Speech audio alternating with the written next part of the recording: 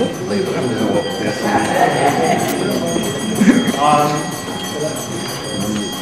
evening.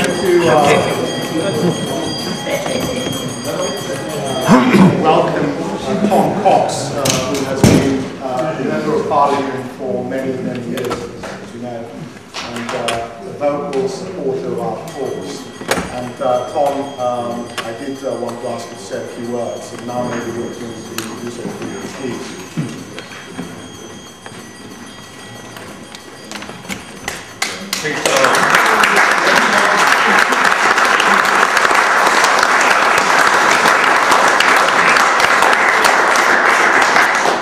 Peter, dear friends, it's always a very great pleasure to come to these meetings, which, as speakers have said, are always so very, very well attended.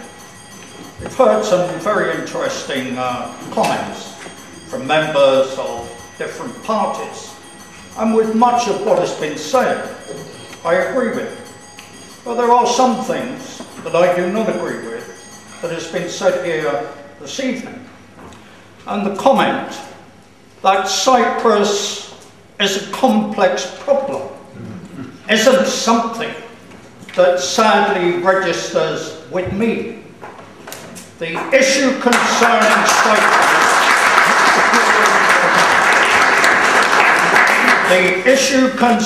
Cyprus, to me, has always been very, very clear since I first went to Cyprus in October 1974. And it is, and still is to this day, the question of an invasion and occupation of a country. We've heard about meetings with the Turkish ambassador. Well, I'm not opposed to that. But I can remember meeting here in this house Ralph Denktash. And we all know Mr. Denktash was the leader of the Turkish Cypriot community for years and years. And Ralph Denktash here made his position very, very clear. Recognise my state and I'll sit down and talk to you. That was the condition of Denktash's involvement into what could have been an honourable settlement. Because I have to say to you, my friends, there is only one settlement that I would be prepared to support, and that is a settlement that sees the reunification of the island of Cyprus. There cannot be two states on Cyprus. And when we hear of the concerns of Turkey, well, I have to say, and many of you will have suffered deliberately from that invasion, I've never seen any evidence whatever of any meaningful willingness, negotiation on the part of Ankara that would have given us hope that there would be the kind of settlement we want. I can remember here having a number of debates on Famagusta and said repeatedly to Conservative ministers, to Labour ministers over the years, because as we all know there have been Labour governments and there have been Conservative governments here over the last 35 years. Let us see the willingness of Ankara to open up the town of Famagusta for the benefit of both Greek and Turkish Cypriots, and that would give the Greek Cypriot community and people like me a real belief that there is a change of heart in Ankara as to a settlement. But we all know, despite all the efforts that have been made by repeated mayors of the town of Famagusta, the support that presidents of the Republic have given to those efforts, we have never ever seen any meaningful progress on the part of Ankara, as we know they could, in reopening the town of Famagusta. Now, some of you I know will not go into the occupied area, and I can understand that, but I have been there. I've been there with colleagues and dear friends who are here this evening. And the occupied area of the Republic of Cyprus is, my friends, in my view, no longer Cypriot Cyprus, it is Turkish. Because they have changed everything about the area they now occupy. I can remember some 18 months ago when Doris had an exhibition of the desecration of churches and cemeteries.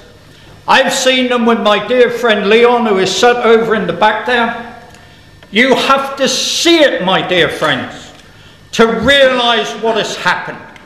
And this has been done by Turkish troops, Turkish settlers, but it has certainly been done. And no longer is the area now occupied by the Turkish army and Turkish settlers any longer truly Greek Cyprus. When you go into the occupied area and you see the countless house development that is taking place, not just a few houses here and there, hundreds and hundreds of properties are being built. And what do we hear from the British government? Oh, well, we try to make clear that anyone who is buying a property tries to find out who owns the land. Where have we seen at any time, and I say and said when I was here as a Member of Parliament, Cyprus never received any support from Tony Blair. None whatsoever. I can remember, along with Rudy Viz, Alan Mill and others, having many meetings with Blair.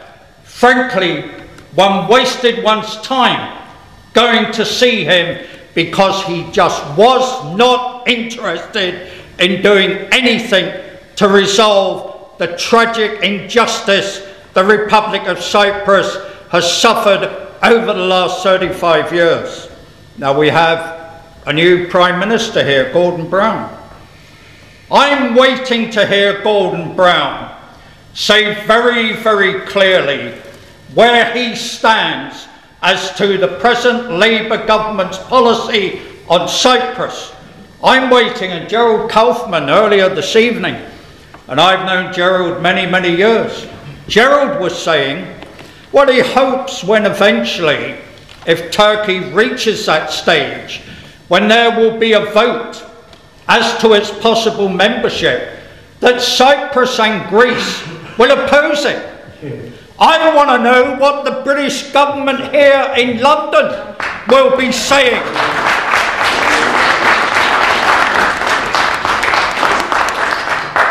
The efforts that the President of the Republic are now making is to be warmly welcomed, because he, more than anyone, must have known how difficult those negotiations were going to be. And whatever the Turkish ambassador may have told colleagues about Mr. Talat really has a lot of influence, he can make decisions, I don't believe that for 1 minute.